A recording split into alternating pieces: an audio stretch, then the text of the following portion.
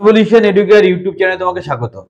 আজকে একটা দারুণ মডার্ন টেকনোলজির উপরে ভিডিওটা তৈরি করেছি, যেটার উপর সারা পৃথিবী এখন রিসার্চ করছে। সারা পৃথিবী যেই টেকনোলজি নিয়ে কথা বলছে, আর্টিফিশিয়াল ইন্টেলিজেন্স। আমার মনে হলো আমার ব্যাচের স্টুডেন্ট এবং আমার সাবস্ক্রাইবারদের এই আর্টিফিশিয়াল ইন্টেলিজেন্স নিয়ে ফান্ডামেন্টাল নলেজটা দেওয়া দরকার। ভীষণ গুরুত্বপূর্ণ একটা ভিডিওর সাথে শেষ পর্যন্ত থাকো। এবং বারবার বলছি, খালি চাকরি চাকরি করলে পাগল হলে হবে না, সঠিক নলেজ, সঠিক প্রশিক্ষণও প্রয়োজন। সুতরাং তোমরা ভিডিওটা শেষ পর্যন্ত দেখো, ভালো করে জানার বা বোঝার চেষ্টা করো অ্যাকচুয়ালি এই আর্টিফিশিয়াল ইন্টেলিজেন্সটা কি। আমি প্রাথমিকভাবে আর্টিফিশিয়াল ইন্টেলিজেন্সটা কি একটু ডিসকাস করছি, তারপর আমরা একটা ক্লাসের মাধ্যমে টোটাল জিনিসটা তোমাদেরকে বোঝাবো।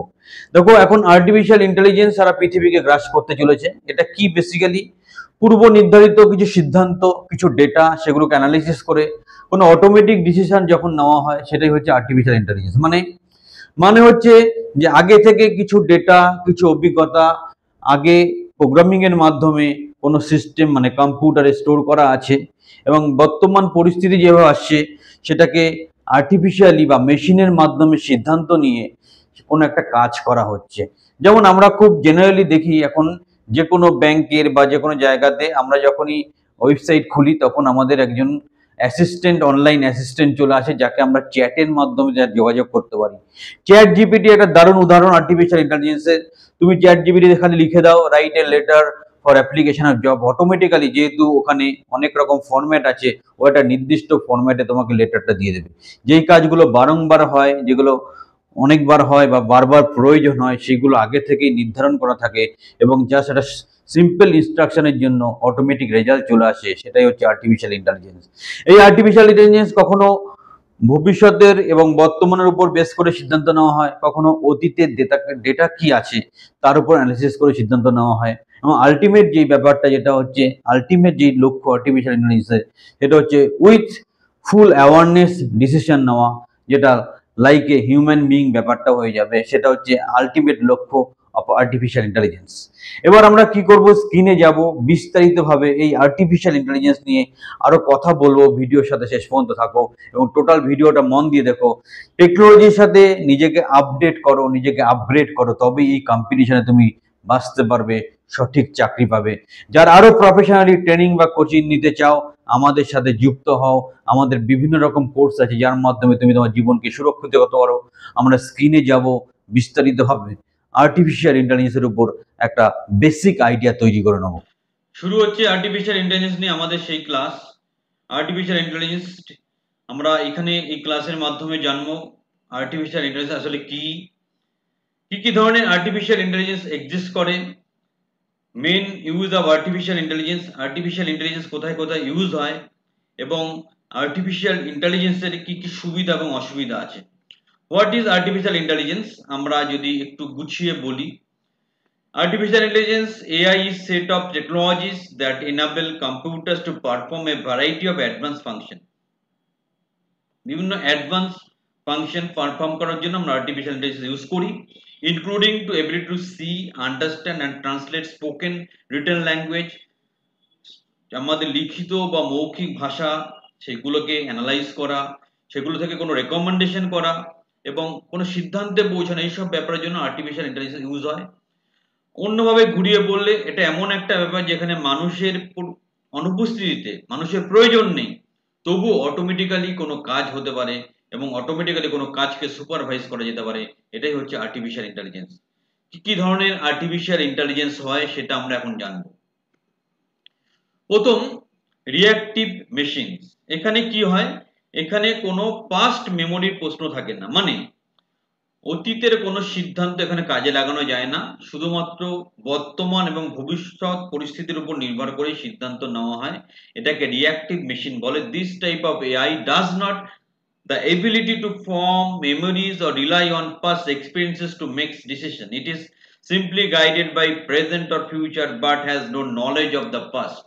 যেটা বললাম সেটা ইংরেজিতে লেখা আছে। Next, limited memory. এখানে কি হয়, এখানে পাস্ট এক্সপিরিয়েন্স বা পাস্ট ডেটার একটা পার্ট থাকে, বাট দ্যাট ইজ লিমিটেড বা মোমেন্টারিলি সেটা অ্যাভেলেবেল। পুরোপুরি ভাবে অতীতের ডেটাটা পাওয়া যায় না বা ইউজ করা যায় না, মোমেন্টারিলি ইউজ করা যায়, কারণ এখানে মেমোরি যেখানে ডেটা স্টোর থাকে সেটা লিমিটেড থাকে। They have information of the past but in a momentary way. Since their storage is not unlimited like the mind of human being wherein stored memories of the past, মানুষের memory কি করে প্রচুর data store করতে পারে, ধরতে গেলে unlimited data store করতে পারে, কিন্তু এখানে সেই লিমিটেশনটা থাকে। পরের প্রশ্ন, mind theory. This machine will be able to understand that human beings are made of feelings and thoughts that modify their interaction with the world.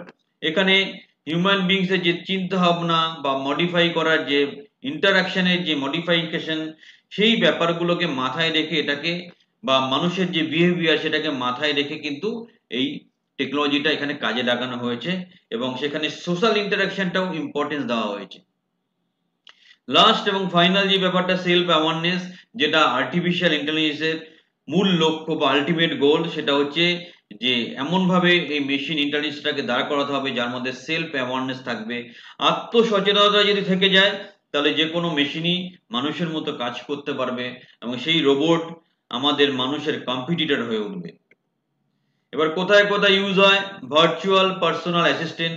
আজকে যে কোনো ধরো কোম্পানির অ্যাপ, ভোদাফোন হোক, জিও হোক, ব্যাংকের অ্যাপ হোক, আমরা দেখি একটা ভার্চুয়াল পার্সোনাল অ্যাসিস্ট্যান্ট থাকে, যেখানে অটোমেটিক্যালি কিছু কোশ্চেন ফিট করা থাকে এবং তার আনসারও ফিট করা থাকে, ফটাফট সেই আনসারগুলো পেয়ে যাওয়া যায়, এবং সেটাকে আমরা ভার্চুয়াল পার্সোনাল অ্যাসিস্ট্যান্ট বলে থাকি।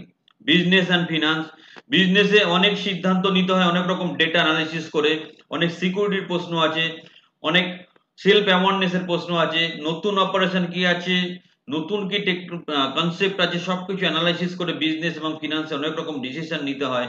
সেই ক্ষেত্রে আর্টিফিশিয়াল ইন্টেলিজেন্সের দারুণ ব্যবহার আছে। এডুকেশন সেক্টরে আর্টিফিশিয়াল ইন্টেলিজেন্স ভীষণভাবে এসে গেছে। আমরা রিসেন্টলি একটা ডিজিটাল বোর্ড কিনতে যাচ্ছি যেটা আর্টিফিশিয়াল ইন্টেলিজেন্স বেস্ট, মানে আমি বোর্ডে যদি APP লিখি তাহলে অটোমেটিক্যালি ও অ্যাপেলটাকে বোঝার চেষ্টা করবে। So this is the scenario, বা এই হচ্ছে পরিস্থিতি, আর্টিফিশিয়াল ইন্টেলিজেন্স ভীষণভাবে আমাদেরকে ঘিরে ধরছে। Commercial, it allows to know the recommendation customer needs, predicting Trends. একজন কাস্টমার কি ভালোবাসে, কাস্টমাররা কি ধরনের প্রোডাক্ট পছন্দ করছে, কাস্টমারদের ট্রেন্ড কোন দিকে, সব কিছু কিন্তু আমরা আর্টিফিশিয়াল ইন্টেলিজেন্সের মাধ্যমে জানতে পারি এবং সেই অনুযায়ী ডিটেল অ্যানালিসিস করে সিদ্ধান্ত নিতে পারি। হেলথ কেয়ারে আমরা আর্টিফিশিয়াল ইন্টেলিজেন্সের ভীষণ ব্যবহার জানতে পারি। কিছু থেকে কিছু প্রিভিয়াস ডেটা যেমন প্রেশার, সুগার, পালস রেট, এগুলো যদি আমরা ইনপুট করি তাহলে টেন্টেটিভলি আর্টিফিশিয়াল ইন্টেলিজেন্স ইউজ করে একটা কি রোগ হতে পারে সেটা জানা যায় এবং তার করসপন্ডিং মেডিসিনগুলো আমরা সেখান থেকে জানতে পারি। এটা একটা হেলথ কেয়ারে নতুন আপডেট বলা যেতে পারে, নতুন ইনোভেশন বলা যেতে পারে। সো এটা ভীষণ একটা নতুন দিগন্ত হেলথ কেয়ারে। অ্যাডভান্টেজ, এগুলো গেল অ্যাপ্লিকেশন। এবার অ্যাডভান্টেজ, সুবিধা কি?